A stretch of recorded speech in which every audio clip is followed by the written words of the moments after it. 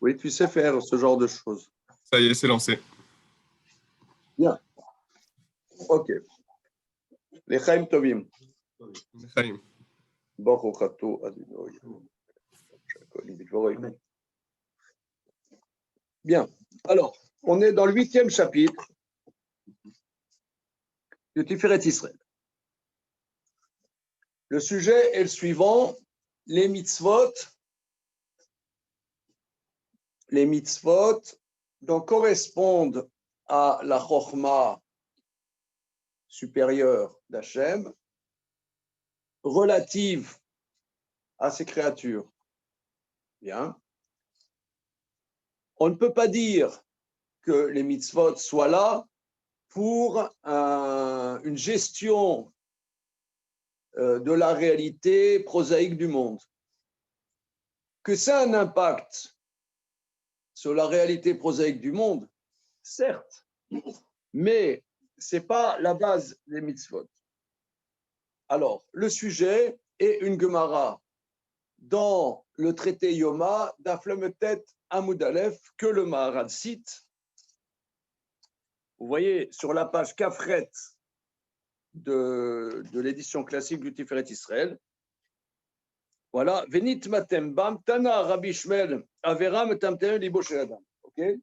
Alors, on va regarder cette Gemara. Bon, pour les personnes qui n'ont pas la Gemara devant eux, quoique vous pouvez l'avoir par Sefaria, mais je vais là, je vais en prendre pour mes petits camarades. Je peux l'envoyer aussi. Comme ça, je le récupère chez moi. Alors.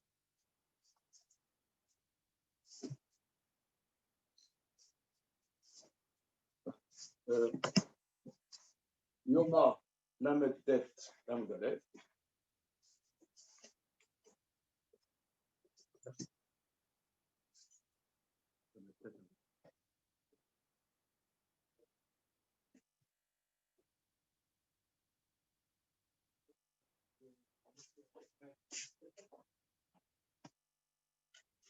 Alors,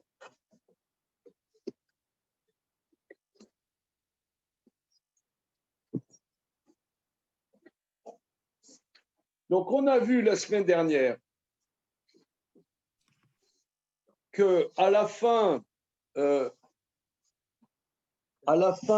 la parashat Shmini, entre parenthèses, j'ai rêvé de ça toute cette nuit en boucle. Toute cette nuit, c'était ma tournée. Toute cette nuit, c'est tourné dans ma tête, cette histoire. Le verset dit, vous ne vous rendrez pas impurs avec toutes ces abominations. Venit me tembam, et il manque le aleph. Alors, ce qui fait dire Tana Deber Rabbi Shmuel, il y a la 4e ligne en haut de la Metet Amoud Aleph, Tana Deber Rabbi Shmuel, on enseigne Yeshiva de Rabbi Shmuel, Averam tamtem el libo shel adam. La faute bouche le cœur de l'homme. C'est Nehemar, comme dit le verset, Velo tetamu baem, venit metem bam. Ne vous rendez pas impur avec ces choses-là et que vous vous rendriez impur, mais il manque un aleph. Altikre venit metem venit tamtem. Tamtem, tav. Tête même veut dire boucher. Otem, ça veut dire boucher. Comment on dit boucher à l'émery? Je ne sais pas ce que ça veut dire boucher à l'émery, monsieur. L'émery, c'est une surface qui a d'un verre, d'un bouchon. Le bouchon est en verre, la bouteille est en verre. Le bouchon, la base du bouchon est faite un peu comme le papier de verre. D'accord. C'est pas lisse. Donc, quand tu l'enfonces, ça grippe bien voilà. le boulot de la bouche. Donc, Aleph, tête, même, j'allais dire boucher. La faute bouche. Voilà, ça bouche le cœur de l'homme. Alors, c'est pas écrit, dit le Maharal, c'est pas écrit les aliments interdits bouche, mais la faute. C'est-à-dire que c'est le fait de outrepasser la volonté de Dieu qui bouche le cœur de l'homme. Mais ce n'est pas l'aliment lui-même, dit-il, tu peux remarquer, c'est la Havera. C'est-à-dire quelqu'un qui boit du vin à une nécessaire, ce n'est pas le vin qui le bouche, pas la matière, c'est la faute. Ah, alors, dit le Maharal. C'est ça. Alors, on va voir. Du fromage, pas cachère, ou- Alors, c'est un. C'est-à-dire que, je reprends, le Maharal dit, donc on voit que c'est la Avera. C'est sûr que quelque part, si Dieu a interdit ça, et plutôt que ça, il doit y avoir, il y a un impact quelque part. Mais ce n'est pas ça qui est visé par cet enseignement de Rabbi Shmuel. Alors, ça veut dire, la question va être, quelqu'un, par exemple, est contraint par les circonstances que pour sauver sa vie, il a une mitzvah de manger quelque chose de pas cachère. Il ne peut pas sauver sa vie autrement qu'en mangeant quelque chose de pas cachère. Et doit manger cette chose-là. À telle enseigne que, d'après certains rishonim, il doit faire, par exemple, si c'est de la viande pas cachère, il doit faire Sheakol avant et Boren et Fachot après, parce que c'est une bénédiction. Alors, est-ce que ça bouche le cœur de l'homme? Alors, je sens les imbéciles qui sont dans la salle veut dire non. Hein, évidemment, d'après. Ouais. Hein, Parce que la mitzvah évite la voilà. Chazak. Alors, tu parles comme le Ben Ishraï. Si. Ou alors le Ben Ishraï parle comme toi. Dites-moi, ça va? Parce que là, je ne vois pas mes copains, là. Qui c'est qu'il y a? Il y a Abraham Rogoziner, il y a Antoine, il y a Fafa. Oh, il y a Nathan. Où est-ce qu'il est, Nathan? Tu es dans le 9e? Oui, je suis chez moi. Attends, les mecs, ils se la jouent la flemme, quoi. Attends, c'est des parigots, chevaux, et les mecs, non, parce que comme il y a Zoom, ils se la galizoom, quoi. Tranquillement au chaud. Attends, les mecs. On m'avait pas dit que le cours il était en présentiel. Hein. Merci.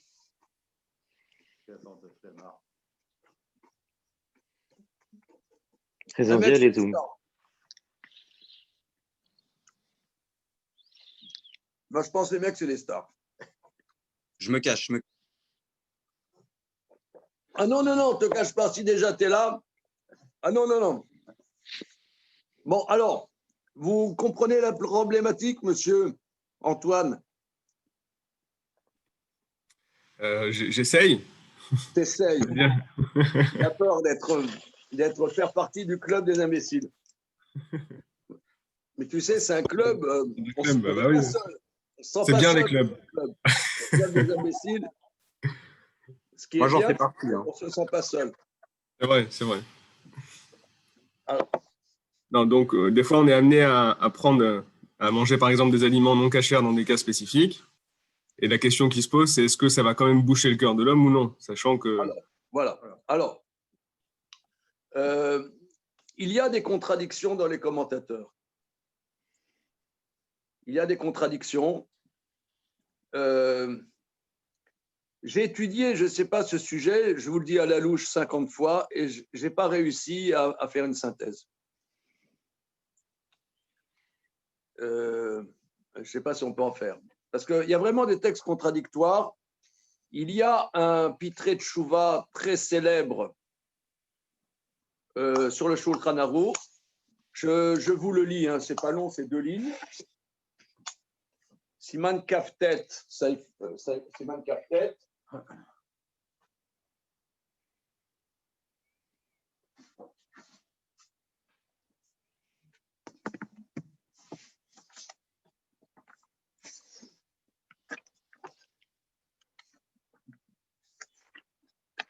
Alors,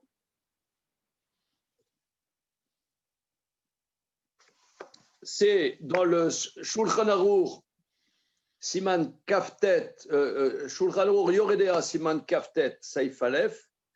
Donc, c'est sur le chapitre qui parle des tréfotes. Les tréfotes, c'est-à-dire les animaux dont l'espèce est cachère, mais l'animal a des lésions qui le rendent ce qu'on appelle taref, c'est-à-dire pas viable à terme.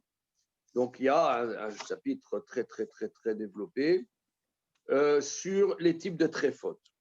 Alors, il y a un commentaire du Shulchan Aruch qui s'appelle le Pitre Tshuva.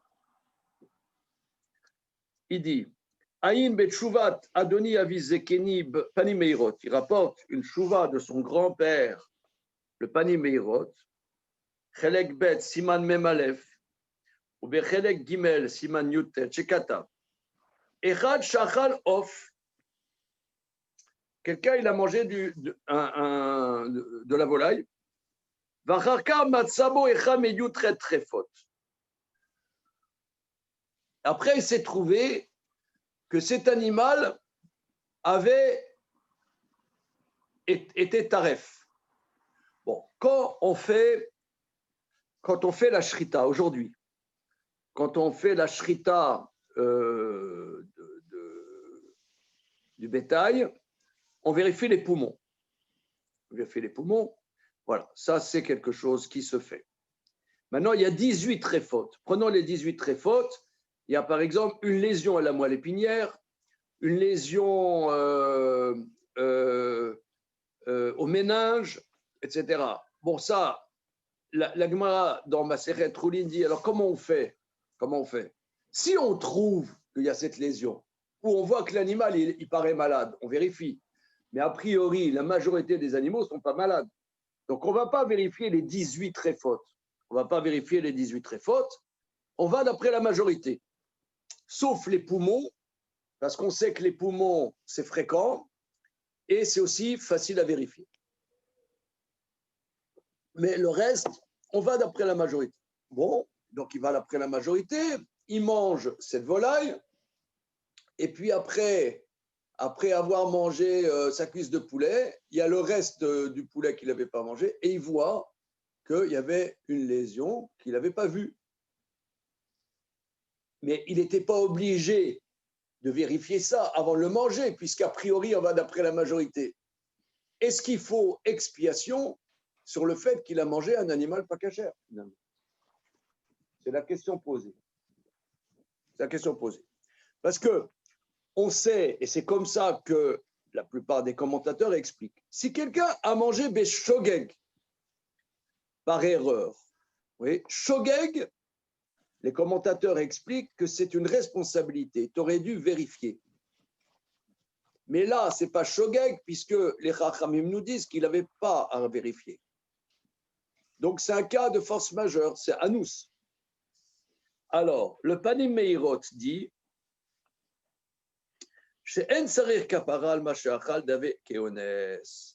voilà, qu'il n'y a pas besoin, d'expiation parce que c'est honnête. Qu'est-ce que vous voulez? Il n'a pas de responsabilité quelconque sur le fait d'avoir mangé quelque chose de pas cachère. Voilà. Vivirayam et Mishnah des Psachim, etc. Ok.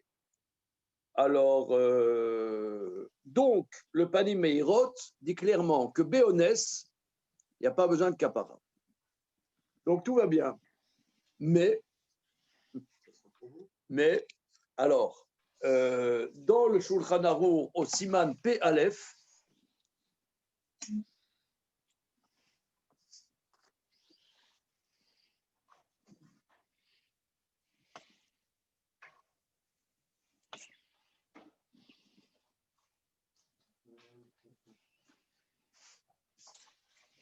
une seconde, je vais chercher le tome en bas.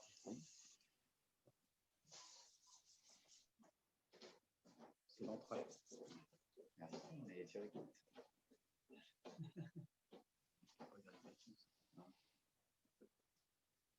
femme, elle a réunion.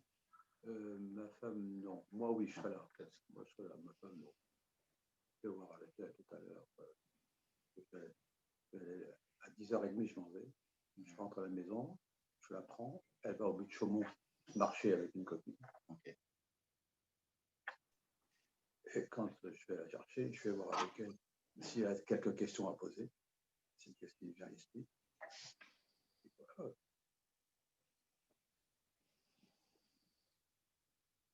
C'est que le bâtiment ici, il va être détruit. Ouais. Bientôt, là. Hein. Ce qui veut dire que Ouais. où aller? C'est une grande question. Où aller? Moi, j'ai pensé ce matin, pourquoi on n'irait pas à Bafrois? Bafrois, Ouais. il y a une grande salle là. Oui, Shmuel. Shavuatov. Shavuatov. Bokatov. Baruch Hashem, et toi?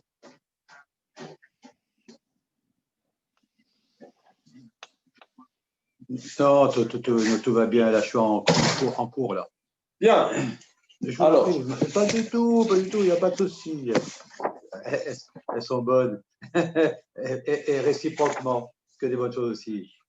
Shavuatov, j'en prie. Alors, au Siman P. Aleph dans Yoredea, c'est bon les gars, les mecs? Allez. Debout les gars, réveillez-vous, il va falloir remettre un coup. Debout les gars, réveillez-vous, on va au bout du monde. On y va? C'est parti. Alors, Siman P. Aleph dans Yoredea, Saïf Zaïn. Donc, on parle là-bas dans le Siman P. Aleph, dans Yoredea, de ce qui sort des êtres vivants, c'est-à-dire, par exemple, le cheval n'est pas cachère. Eh bien, Ayotse Minatame Tame, ce qui sort de l'impur a le même statut. C'est-à-dire, le lait de jument n'est pas cachère. La truie n'est pas cachère, le lait de truie n'est pas cachère. OK? Bien. Maintenant, excuse-moi, il y a de multiples nuances à ça. Multiples nuances. L'urine de cheval, l'urine d'âne, par exemple. C'est un vaste sujet que je sens qui vous passionne. Parce que l'Agmara, dans le traité Bechorot, dit que parfois, l'urine de certains animaux peut être un médicament. Ouais. Alors, d'ailleurs, l'urine a des propriétés. Si quelqu'un, antiseptique, si quelqu'un, par exemple, s'est blessé et il a peur que ça s'infecte, il urine dessus, ça a des effets antiseptiques. Donc, c'est traité, donc voilà. Alors, bon, c'est un débat, mais c'est pour vous montrer le sujet. Évidemment, le miel vient de l'abeille qui n'est pas cachère. Et donc, on sait que le miel est cachère. Par contre, la gelée royale n'est pas cachère. Enfin voilà, donc tout ça, c'est ce qui est traité dans le chapitre P. Aleph. Maintenant, Chalav Isha Moutar. Le lait d'une femme est Moutar. Veu chez Piresh. Par exemple, dans la mesure où c'est séparé de sa poitrine, Kegon. Chez Chalvato, le Torkeli ou le Torayad. Oui, par exemple, que la Gemara dit qu'un adulte qui prendrait du lait du sein féminin, ça c'est assourd. Mais si le lait a été séparé, par exemple, il est dans un verre, voilà, c'est du lait féminin dans un verre, eh bien, c'est cachère et c'est même parvé. C'est parvé. C'est pas considéré comme. C'est pas khalavi. Khalavi, c'est le lait de mammifères, mais pas le lait féminin. D'accord? Alors. De la poitrine, c'est une question annexe. C'est une question annexe. C'est un autre problème. Hein? Voilà, c'est un autre problème. Alors maintenant,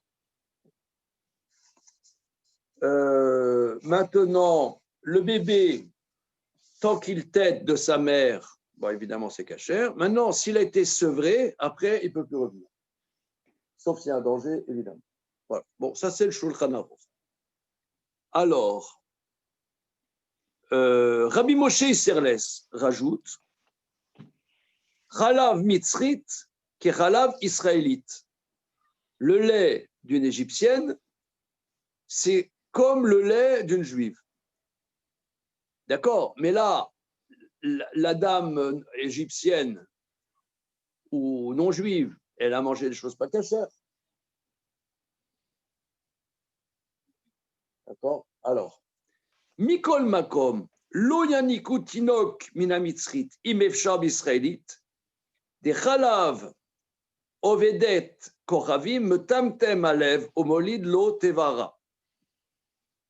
Néanmoins, bien que le lait d'une égyptienne soit comme le lait d'une israélite, néanmoins, si c'est possible d'avoir une nourrice juive, il vaut mieux une nourrice juive. Pourquoi?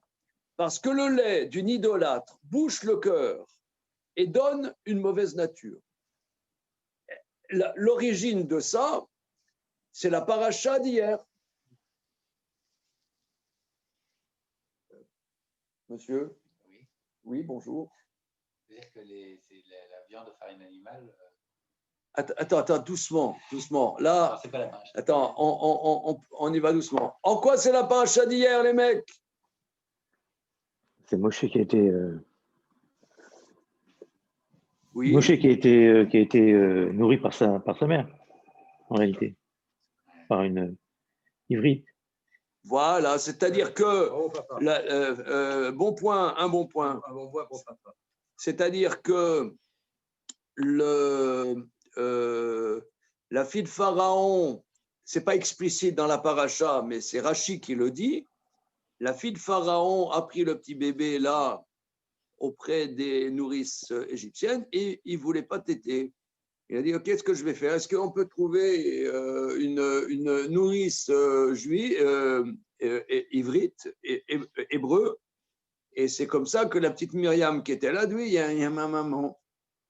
Donc, il a tété de sa maman. Donc, on voit qu'ici, il y a une problématique quand même si ce n'est pas un interdit stricto sensu, puisque structurellement, il n'y a pas de problème. On voit bien que le petit Moïse, il n'était pas content. Elle venait pas de se convertir, la fille de Paro? Je ne sais pas si. Enfin, c'est ce qu'on dit, mais qu'elle était au Quel Mikveh. est le rapport avec la choucroute? Bah, quand elle a voulu donner le sein, elle était devenue juive à ce moment-là, non? Mais on dit, mais non, mais elle était, je te dis, je sais pas, si tu as remarqué, une femme, a priori, elle n'a pas du lait. Même si elle veut. Hein? C'est après naissance. Elle n'était pas nourrice, la fille de Pharaon. D'accord, ok. Ça va être qui le mari de la fille de Pharaon?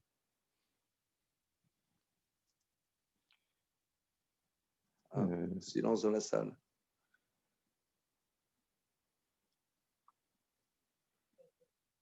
Je crois que c'est Caleb, hein, si je ne m'abuse, Caleb Ben Yefouné, qui sera aussi le mari de Myriam aussi.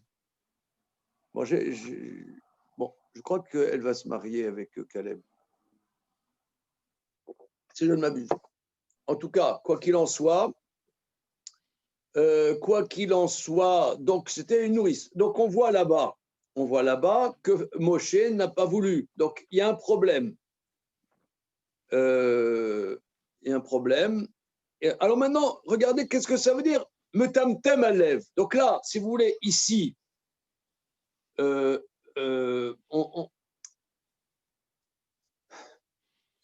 c'est pas clair, non? Alors regardez aussi, parce que Metamtem alev, je suis allé un peu vite en la besogne. Dans la Gemara, dans Yoma, Rashi nous donne une explication. Qu'est-ce que c'est? Bouche le cœur. Et ce Rashi est très important. Avera, metam temet liboshe d'Adam, Rashi, metam temet otemet vesotemet mikol chorma. Sa bouche et sa ferme à toute science. La Avera, metam temet liboshe d'Adam. La faute bouche le cœur. Ça veut dire que ça bouche le cœur. Rashi ne nous dit pas que ça donne des maladies cardiovasculaires. Ouais. Des palpitations. Rien. Non, ce n'est pas une arythmie cardiaque. Ouais, ça ne donne pas une arythmie cardiaque, la faute. Mais par contre, sa bouche est ferme de toute science, dit Rachid. Alors là, ça, j'ai besoin de vous, là, les mecs, là, les stars. J'ai besoin de vous. Parce que, je sais pas, par exemple, les mecs qui ont inventé à Pfizer le vaccin du corona, je ne sais pas si eux, ils ne faisaient pas de faute. J'en sais rien, moi. Or, ils ont, oui, eu une chokma. Ils ont fait un vaccin ARN. Il faut quand même être, en yiddish, on dit un kligoying. Il faut être un petit peu malin quand même dans la tête pour trouver ça. On ne t'a pas dit que c'était des parangons de moralité et de service de Dieu, les inventeurs du vaccin. Alors, monsieur Damien, alors, quelle est la question? Il faut qu'on se vaccine, qu'est-ce qu'il y a dedans? C'est pas caché. Non, mais ça, c'est pas grave. Ça. Surtout sous forme de piqûre. Et même. OK. Antoine, tu as compris la question? Oui, c'est de toute science qui a écrit. Ça vient de toute Chorma qui est précisé par Rachid. Kol Chorma. Je reprends. C'est-à-dire que, on reprend. Allez là. Allez, oh là là, les mecs. Allez, Nathan. On prend la Kalachnikov du cœur. C'est pas une différence culturelle. Il y a même des Rachaïm parmi le peuple juif qui ont apporté des grands chidushim en philosophie. Ou... Ben voilà. Quelqu'un qui m'a compris. Ben voilà. Il y a des grands chachamim, on dit Torah bagoyim alta amin, qui est la Torah chez les nations, ça n'existe pas. Mais la chokhma, il y a chez les nations. Les nations, il y a la chokhma. Et M. Parizet dit, mais oui. Donc on a l'imprimature de M. Parizet. Alors qu'est-ce que c'est? Encore une fois. Donc le Avera, metam temet, libo chez la dame. La faute bouche le cœur de l'homme. Bouche le cœur de l'homme. Ok. Alors bouche le cœur, qu'est-ce que ça veut dire? Rashi nous dit otemet. Donc Rashi, d'abord, parce que metam tem, il nous donne la racine du mot, c'est otem, sa bouche, ve sotem, et ferme le cœur de toute chokhma, de toute connaissance, de toute science. Alors là, on reste perplexe. Et là, Rachid, il parle des Juifs, en fait, pour parler des Avérotes, où ça marche même pour les Benoachim, pour les Goyim Sept. aussi, ils ont des avérotes. Non, mais c'est ça la question, parce que Je sais est-ce pas. qu'on pourrait croire que c'est... Non, là, c'est quelque chose de général. Même les Goyim, ils ont les 7 lois noachides. Et...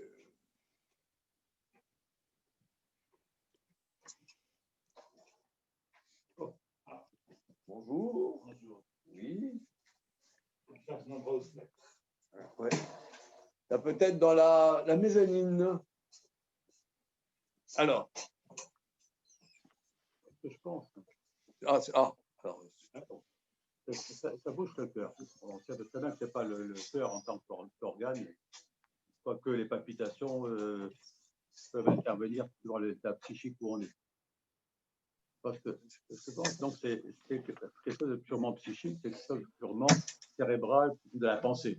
Si quelqu'un il a des mauvaises midotes qui sont planquées quelque part, à l'occasion de cette faute-là, ces mauvaises midotes vont ressortir et vont intervenir pour que son esprit soit bouché, qu'il ne soit C'est ça le. Parce que sinon, regarde, quelqu'un qui veut. Il a qu'à manger quelque chose de pas cachère. D'accord, mais il se dit, je l'ai mangé quelque chose de pas cachère, mais moi, ça ne m'empêche pas. Non, mais l'étude de la Torah, Mikol Chochma, c'est de manière générale. C'est un peu personnel tout ça. Comment? Un peu personnel aussi. Eh ben, Il y a des gens qui vont être bouchés, d'autres qui ne vont pas être bouchés.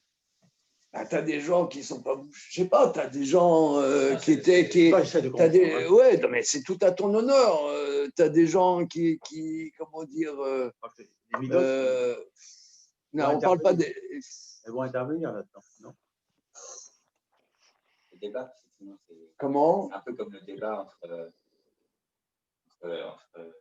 Rabbi Shimon et Rabbi Yehuda. Est-ce que finalement, la science, elle construit le monde ou est-ce que. Non, ils font que kiffer, s'amuser et au fond, ils foutent tout en l'air. Et tu as l'impression que tu construis quelque chose et en fait, tu es juste en train de faire plaisir et de foutre en l'air. Bon, on est dans du Rabelais, quoi. Science sans conscience n'est que ruine de l'âme. C'est ça. Vous me faites. Non, c'est ça? Je sais pas. Ouais. Science sans conscience n'est que ruine de l'âme. Est-ce que le science sans conscience est une ruine de l'âme? Ouais. Comment on définit Chokhmah? Parce que c'est peut-être ça aussi le point. Comment? Comment on le définirait concrètement, pas juste le mot? Ça veut dire qu'est-ce que ça implique? Parce que peut-être c'est là la réflexion qu'on. Ouais, tu as raison. C'est quoi la Chokhmah? C'est quoi la Chokhmah? Parce que quand on avait vu dans le Gvorot Hashem que la différence entre le Chacham et le Rasha n'était pas dans le niveau d'intelligence à proprement parler, mais dans la direction de construction ou de destruction, ça peut peut-être nous aider à comprendre un petit peu. C'est vrai, c'est bien. C'est bien. C'est bien. Oui, c'est intéressant ça. On voit là-bas Chacham et Racha. Chacham à l'opposé du Racha. C'est intéressant.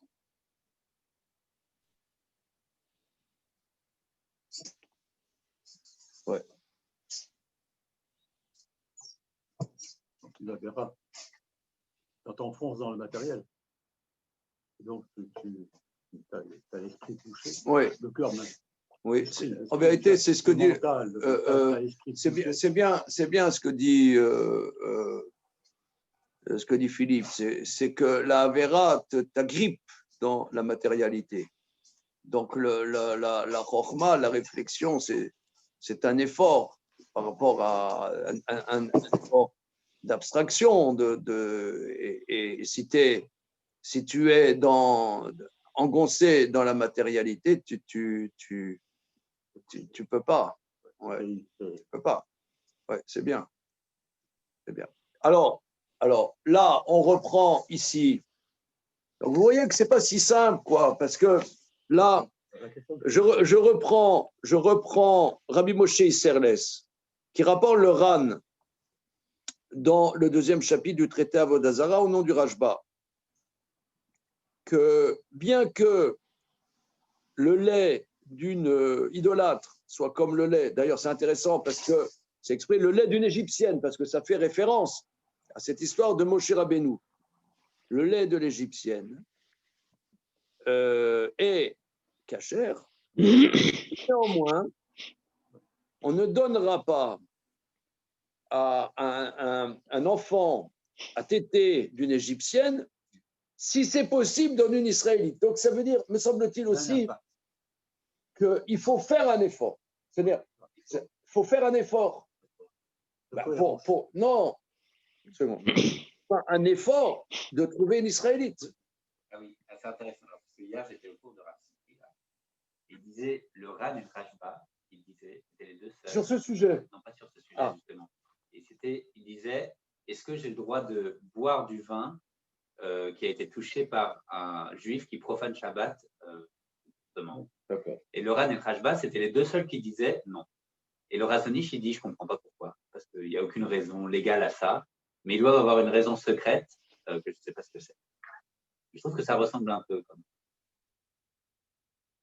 problématique. Parce que légalement, ce n'était pas des problèmes légaux, parce que c'est pour se rapprocher des filles des goïs. Pas le vin. Parce qu'on dit qu'ils sont comme des goïs. Celui qui profane le Shabbat ouvertement. Mais les raisons sous-tendues, c'est qu'on ne doit pas se rapprocher de la fille d'Agol. Or, se rapprocher de la fille d'un juif qui profane Shabbat, il n'y a pas de problème. Parce que tu peux épouser sa fille. Voilà. Et Avodah Zarah, ça peut être un juif qui ne fait pas de Avodah Zarah, c'est juste qu'il profane Shabbat. Ouais. Donc, il n'y a pas de problème. Alors, excusez-moi une seconde. Alors, Vechen, il continue, le Rami Moshe Isserles. Vechen, l'Otocha la Meneket afilo israélite dvarim asurim. De la même manière, la nourrice juive, quand elle donne à téter le bébé, qu'elle ne mange pas des choses interdites. Alors, évidemment, elle ne doit pas manger des choses interdites. Alors, les commentateurs disent qu'elle ne mange pas des choses interdites.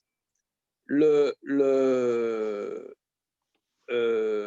Taz et le Char et tous les commentateurs expliquent, c'est-à-dire que, disons que cette nourrice, elle a une maladie et il faut qu'elle mange quelque chose de pas cachère.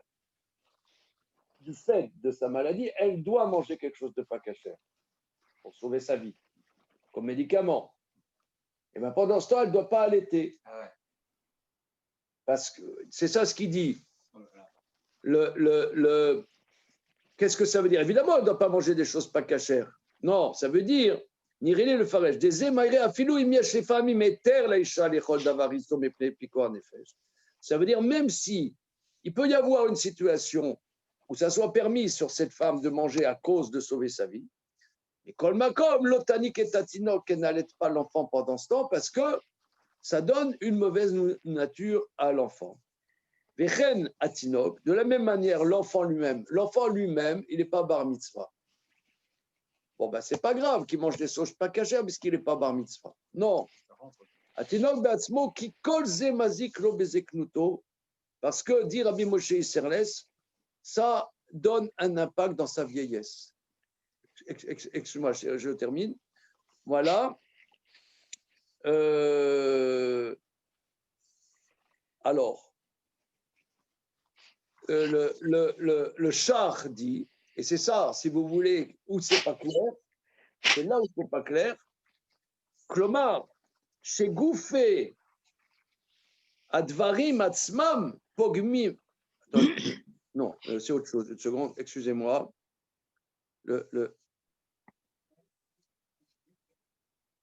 Il dit.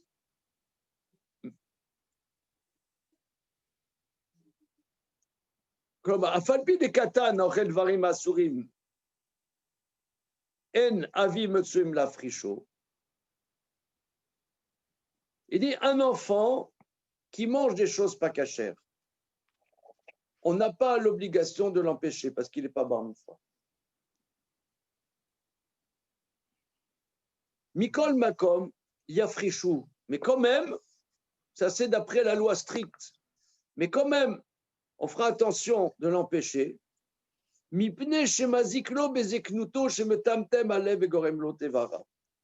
Néanmoins, ça a un impact dans ses vieux jours, ça bouge son cœur et ça lui donne une mauvaise nature. Donc vous voyez que ce n'est pas clair quand même. L'affaire, je vous dis, ce sujet, peut-être que je l'ai étudié 50 fois, avec les mêmes références que je vous dis. Jusqu'à aujourd'hui, je n'ai pas fait une synthèse. Je n'ai pas réussi à faire de synthèse. C'est pas caché, ça rentre dans les filtres de la personne. Ça influe sur la pureté profonde de la personne.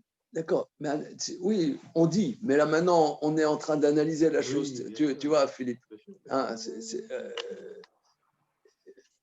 Est-ce qu'on craint que, par exemple, la personne, la nourrice en question, est-ce qu'on craint, par exemple, qu'elle dise à l'enfant, en grandissant, tu sais, tu as mangé ceci, tu as mangé cela, comme ça, en rencontrant, qu'elle ouvre sa bouche, et que le gosse, il entende, ah bon, c'est permis alors. Manger, ça. Qu'il y ait une communication entre la personne qui fait manger à l'enfant certaines choses, et puis qu'il apprenne un jour, et que là, ça commence à lui brouiller son esprit, et que ça a un impact sur la limpidité de son cérébral. Alors, moi, j'ai bien connu mon histoire. J'ai mangé du porc, du cheval, de la langouste, tout ce que tu veux, jusqu'à ce qu'on se connaisse, de la manière. Donc, ça, j'ai rêvé cette nuit d'un rave dont je tairai le nom, qui a écrit des livres très importants. Et dans son livre, il dit que la langouste est cachère. Toute cette nuit-là qui est passée, parce que hier soir, j'ai repris ses références. Et non, je peux vous dire, j'ai rêvé. Vous connaissez le livre La Voix de la Torah du rabbin Munk? Et que c'était écrit dans le livre du rabbin Munk, sur Parashat Shmini, que la langouste était cachère. Et toute la nuit, ça m'a tourné dans la tête. Toute la nuit, mais franchement, en boucle. Je n'arrivais pas à dormir, ça me réveillait.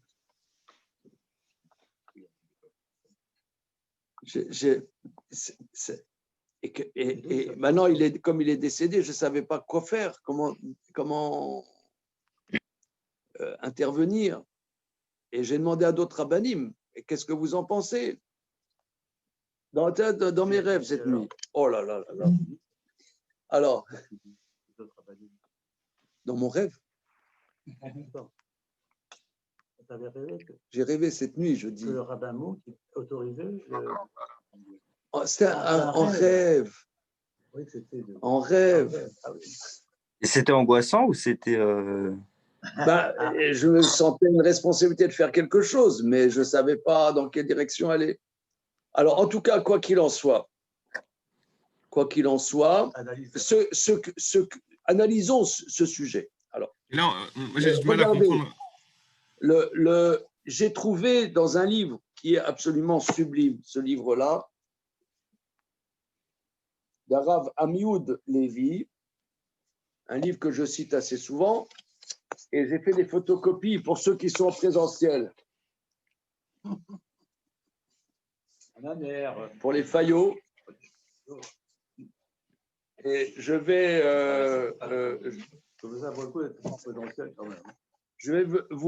vais vous lire. Hein. Alors, j'explique. Il y a quelques années, il y a un rave de Natania qui s'appelle Amioud Lévi. Lévin. Il a fait 2 livres sur les questions halakhiques qui se sont posées pendant la Shoah. Et ce livre est absolument sublime, hors pair, franchement. Comme vous allez voir tout de suite, je ne sais pas, je vous ai raconté l'histoire que je lisais ce livre dans le bus, là, j'ai déjà raconté? Non. C'est mon fils Zev qui m'avait offert ce livre. Et il y a, je crois, 4 ans, comme c'est un livre relativement facile à lire, quand je suis en transport, en voyage, je le lisais. Et oui, Abraham, c'est le livre, il s'appelle Ashoah, dans la série Oraïta, 21e tome de la série Oraïta sur la Shoah. Alors, j'étais dans le bus 66. Le bus 66, comme chacun sait, qui va de Petah Tikva à Tel Aviv en passant par Bnei Brak. Donc, Motzei Shabbat, j'ai passé Shabbat chez mon fils Simcha à Petah Tikva. J'ai pris le bus 66 pour aller à Bnei Brak voir mon fils Moshe. Et je lisais ce livre. Et vous savez, les Israéliens,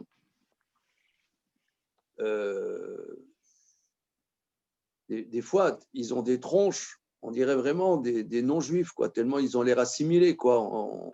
Les Israéliens basiques, c'est de la même manière que tu as la France profonde, tu as l'Israélien profond, quoi. En face de moi, il y a un mec qui s'assied, je suis en train de lire ce livre. Et donc, samedi soir, la fièvre du samedi soir, oui. Bon. Il y a un. Je lis dans ce livre-là, OK.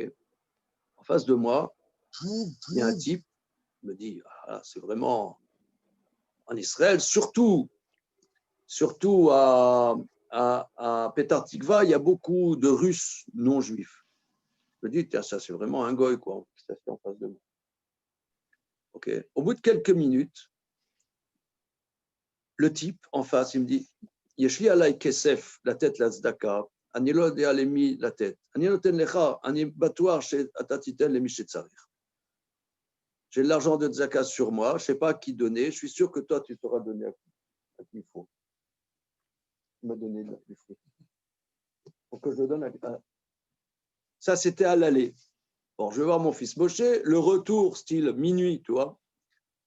Et encore avec ce bouquin. Et je me souviens très très bien, c'est un chapitre un peu plus loin. J'étais complètement plongé dans le bouquin, dans ce Sefer. En face de moi, donc c'est le samedi soir, tu vois, le style samedi soir Tel Aviv. Il y a une fille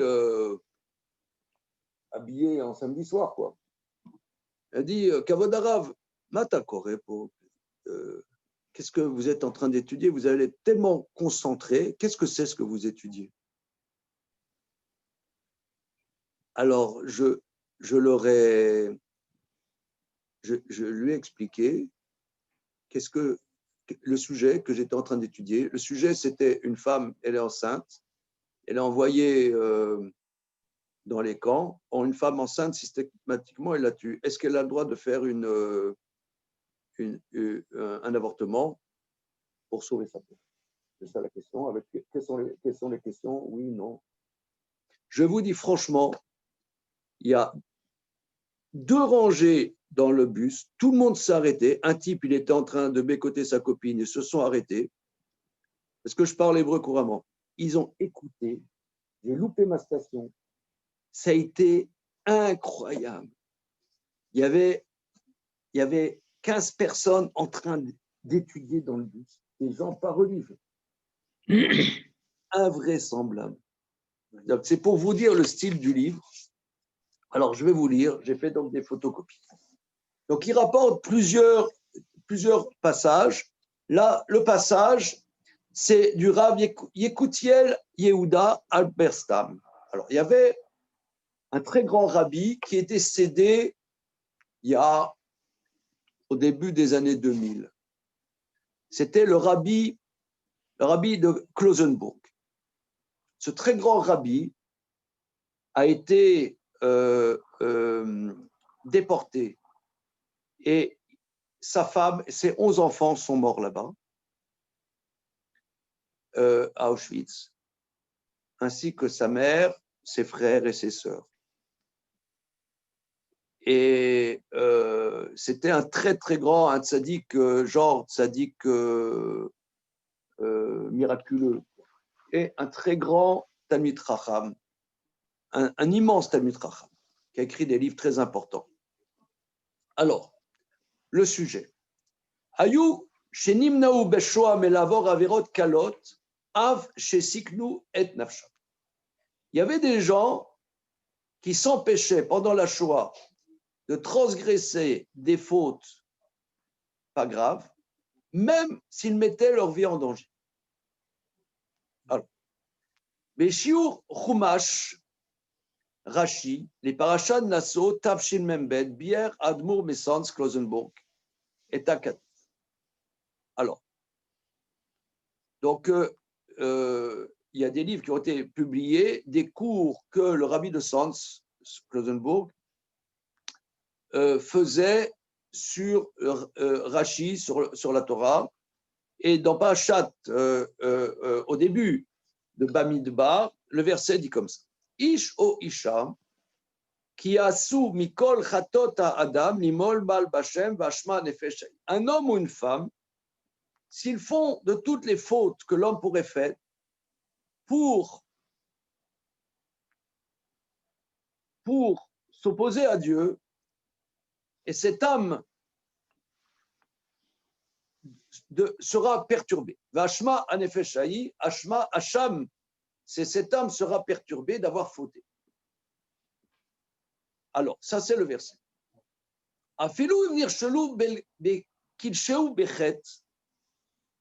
Même si quelqu'un a fauté, quel que soit un aspect de faute, vechet ou beshgaga. La notion de chet, c'est par erreur. D'avoir zéaloul les aviam les mal bachem. Ah oui, regardez, il relève qu'ici, il y a une anomalie dans le verset. Ish o isha, qui a sous mikol chatot adam, l'imol mal bachem. L'imol mal, je vous ai traduit en se révoltant contre Dieu. Or, chet, le mot chet est une faute par erreur. C'est-à-dire une faute que la personne n'a pas du tout fait exprès, elle a fait par inadvertance. Shogeg. Alors, ça commence par Shogeg et ensuite ça part de révolter contre Dieu. Alors il dit,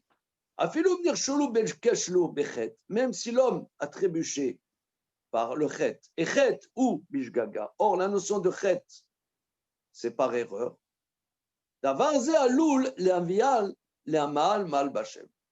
risque de l'amener à se révolter contre Dieu, les chataim nosafim, à des fautes supérieures. Parce que l'âme a été abîmée par la première faute. Parce que l'âme a été quelque part atteinte par la première faute, même si la faute n'était pas une faute très grave. Voir donc le livre qui a été publié de ses cours, et il a rajouté. Au basé Yuvan, donc là maintenant, c'est le contenu du cours du rabbi de Klosenbourg. Au basé Yuvan, Mashematsinu, Etzel, Tzadikim ou Kedoshim, Shemasru Nafsham, Afilu Al-Kiyum Anaga, O Mitzvah Kala, Vedifu Leshe Bemaasar O Lamut, ou Bilvad, Shelo Yatsu Levatel Afilu Otachan Minatora Gdosha. Il dit maintenant, d'après ce verset-là, on peut comprendre que tu as des tzadikim ou kedoshim qui ont donné leur vie, même pour l'accomplissement d'une conduite ou d'une mitzvah secondaire. Ils ont préféré aller en prison ou mourir, mais qu'on ne les force pas à annuler ne serait-ce qu'une lettre de la Torah. ובדורנו ראינו זאת בשנות הזעם שהיו כאלו שנמנעו מלאכול ממאכלי הרשעים הארורים יימח שמם וזכרם, אפילו שידעו בבירור כי חייהם בסכנה. À notre époque, notre génération, nous avons vu dans les années de fureur certains qui s'empêchaient de manger des aliments de ces impies qui donnaient, les seuls aliments qu'ils donnaient, c'était des choses pas cachères, même s'ils savaient clairement qu'ils mettaient leur vie en danger. Velichora, a priori, comment avait-il le droit de se mettre en danger? Mais Rambam dit dans le 5e chapitre d'Alachot Yesodei Torah, Shakol ha-mitzvot chutz megimel dvarim chamurim asur limsor nafsham v'imed velo avar ze mitreh benafsho. Mais Rambam dit que toutes les mitzvot, sauf trois catégories, l'idolâtrie, le meurtre et les interdits sexuels, s'il avait en danger, on doit transgresser. Et si quelqu'un il ne veut pas transgresser, c'est un suicide, c'est un meurtre sur soi-même. Donc, d'un côté, on n'a pas le droit d'être, on dirait, plus royaliste que le roi. La Torah te dit, dans des circonstances où ta vie est en danger, si ce n'est pas l'idolâtrie, le meurtre et le truc machin, tu dois transgresser. Et d'ailleurs, Rambam le dit dans les lois de Shabbat, c'est interdit d'être plus rigoureux que ce que la Torah te dit qu'il faut que tu fasses. Alors, comment se fait-il que dans ces situations, il y a des gens qui refusaient de manger pas cachère, même au risque de mourir. Alors là, c'est pas compréhensible. C'est pas du tout compréhensible. Alors, et là, mais ils ont craint dans leur âme. Shem Yavrou, al eze davar shel kal, adavar kal, mikol shekem inyanu memachil atisou. תיפגן נפשם ותתקלקל דעתם עד שהם עלולים להגיע לספקות באמונה חס ושלום, על כן מסרו נפשם. Mais ils ont craint que s'ils outrepassaient quelque chose de léger, raison de plus, s'ils profitaient d'un aliment interdit, leur âme serait comme abîmée, que leur pensée se détériorerait et qui risquerait d'arriver à des manques dans la confiance en Dieu. Et alors, ils ont assumé d'être prêts à mourir pour ça. Be'avonotenu arabim, et par nos fautes terribles, Beshnot Azam, dans ces années terribles, Ayu Rabim Vetomim Mirim Ushlemim Vechanarim Bebne Talmudei Chachamim. Regardez là ce qu'il va dire, c'est des choses très, très, très, très importantes. Dans ces années terribles, il y a beaucoup des gens qui craignaient Dieu, qui étaient parfaits dans le service de Dieu, et des jeunes enfants de grands Talmidei Chachamim, qui après la guerre sont sortis avec des idées hérétiques. Okelu Shebemesher Hashanim Alalou, et certains même qui venaient de familles très pieuses, qui sont devenus extrêmement cruels, qui sont devenus des capots, par exemple, cruels à l'égard de leurs frères qui étaient dans les travaux forcés. Baoul et Descartes, comment ils sont arrivés à devenir des horreurs par rapport à leurs propres frères? Enzot et la Mahmat, mais on peut dire chez Keva Betrilat Boam et la Machanot, Taratia Danoxim Arurim Nelsu Lechol Metafshil Shelisur. Lui, son analyse, c'est quand ils sont arrivés au début, qu'ils sont arrivés dans les camps, sous les oppresseurs maudits, qu'ils étaient forcés de manger des aliments interdits. Afalpi chez Bevada Yayu Anusim le cas, bien qu'ils étaient contraints. Il est possible même qu'il fallait qu'ils mangent. Mikol makom, mais que le cœur, l'intériorité de leur cœur ait été atteinte. Ils n'ont pas été sauvés, que leurs pensées deviennent bouchées. Petit à petit, après, ils sont rentrés dans des fautes plus graves, plus importantes. Jusqu'à ce qu'ils sont devenus cruels à l'égard de leurs frères. À la fin, ils sont devenus des renégats. Voilà. Regardez, ça, je vous rapporte, c'est comment dire, une analyse des très grandes sadikim. Des très grandes sadikim, et il sait de quoi il parle. Il sait de quoi il parle. Il rapporte, parce qu'il rapporte dans le livre là d'autres épisodes, que quand il est arrivé,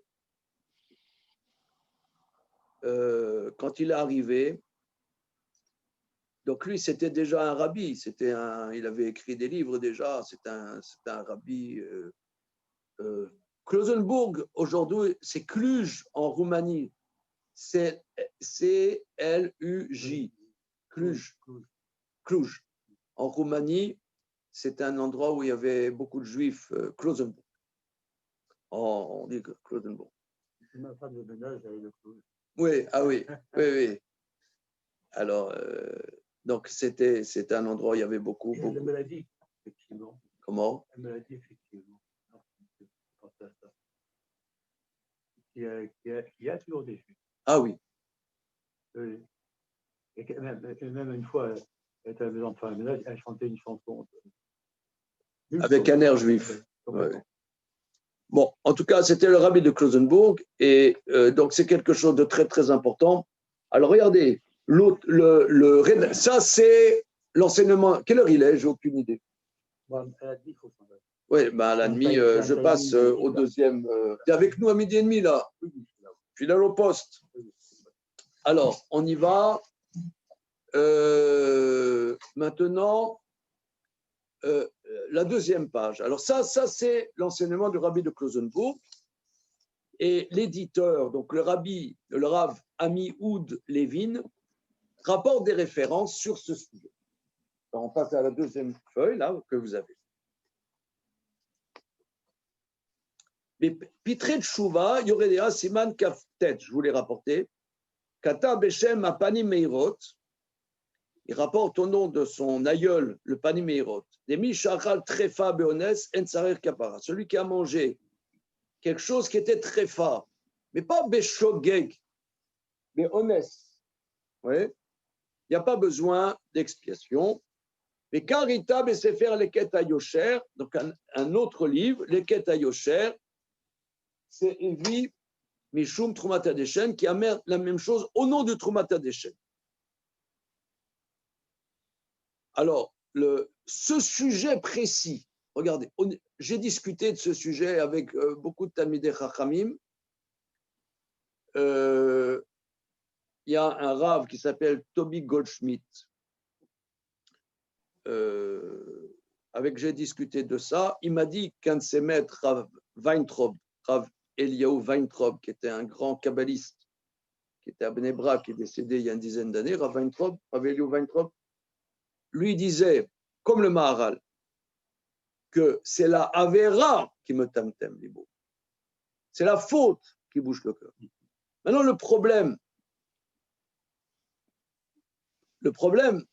c'est les glissements. Tu vois, par exemple, on te dit, le lait d'une Égyptienne, c'est comme le lait d'une Juive. Maintenant, si tu peux trouver une nourrice juive, fais l'effort de trouver une nourrice juive qui mange cachère. Si tu ne peux pas, alors tu ne peux pas. Mais tu peux toujours faire un effort. Tu peux toujours faire un effort. Ça veut dire, le fait de ne pas faire l'effort et par rapport à ces problématiques, si toi, tu es dans une contrainte absolue, tu es dans une contrainte absolue. Et que la halakha est, tu le fais. Mais quelle est la limite entre je peux faire un effort et pas faire un effort? Ça, c'est quelque chose de relatif. Et il rapporte plus loin que le rabbi de Klausenburg, quand il est arrivé là-bas à Auschwitz, alors il était dans la baraque et les gens, ils faisaient la queue pour aller manger le résidu de soupe puant dans lequel il y avait des choses pas cachées. Alors, il paraît, il y avait des témoins, qu'il était là dans la cabane et il pleurait, il dit « Hachem, toute ma vie, j'ai mangé cachère. Ce n'est pas parce que maintenant je suis ici que je vais arrêter. » Et bon, il rapporte un fait que quelqu'un lui a amené du pain à ce moment-là. De manière incroyable, quelqu'un lui a amené du pain. Voilà. Il n'est pas mort. Pas seulement il n'est pas mort, mais il est décédé, je ne sais pas, plus que 90 ans. Bon. Va comprendre.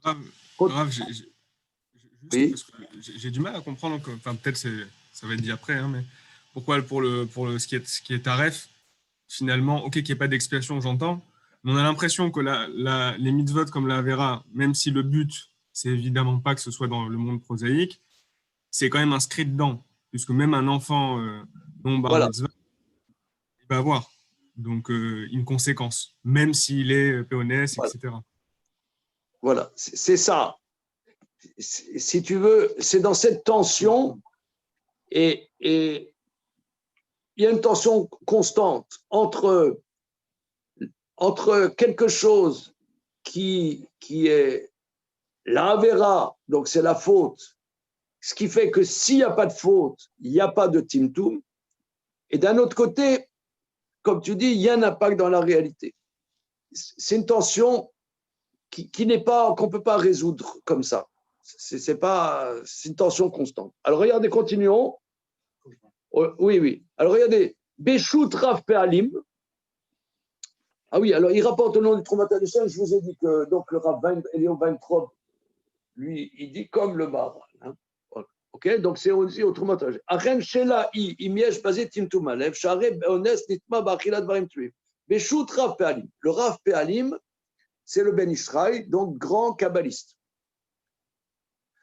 Quatrième taux, Sod Yesharim, Katav. Des Machar, Vaya Anus, En Reshut, les Koharatuma, les Kanesbo. Alors, le Ben Israël dit, étant donné que si la personne est dans un cas de force majeure, il n'y a pas, le droit n'est pas donné aux forces d'impureté de rentrer en lui. C'est ce que toi tu as dit tout à l'heure, Philippe, que la mitzvah protège. La mitzvah protège de la vera. Voilà. Ok. Regardez, on s'arrête là-dessus. On arrête là-dessus. Voilà, on a vu les références principales et on continuera Bezrat